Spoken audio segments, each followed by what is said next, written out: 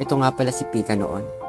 Walang nagpapakain sa kanya kundi ang kanyang ina, ang kanyang nanay. Ito naman yung time na i-deliver na sa akin si Pika. Wala siyang kaalam-alam. Ito si Pika, bago i-deliver nga pala sa akin, pinakita muna sa akin kung ano yung tsura niya. Hindi siya mahawakan dahil sobrang nakakatakot manuka. Finally, nasa akin na si Pika. Ayan, takot na takot.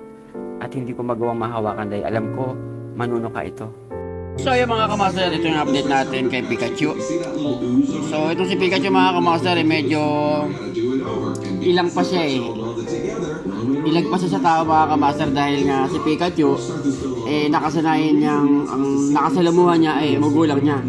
So wala nagpapakain dito kundi magulang niya, kaya kahit ako ganito magpakain kasi nangangamba din ako nangangagat eh.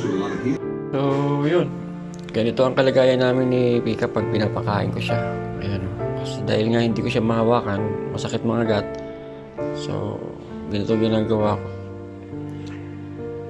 Pino-force feeding ko siya diretso sa crop. Pero minsan parang hindi siya mabigla. Tikim-tikim lang hanggang sa maubos din naman niya to. Ayan. Wala akong maga kundi ganito eh. Pero siguro aamo din naman to pag laging ganito. So yung mga kamaster, yan si Pika, sumusunod na sa akin at awa ng Diyos, kumakain siya ng formula. So akala ko hindi ko na siya mapapakain ng formula eh, dahil nakakatakot siyang pakainin. At ngayon mga kamaster, eto na si Pika. Natuturuan ko na siya kung paano lumipad at kung paano dumapo sa akin. Ayan si Pika, sumusunod na sa akin mga kamaster.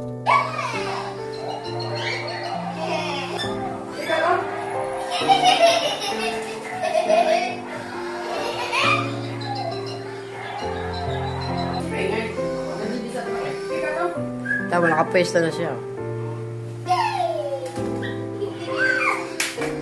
Pika, come! I believe I can fly. I believe I can touch the sky. I think about it every night. One more! Samahan mo ako, Pika, matulog tayo dito. Come, Pika! Alright!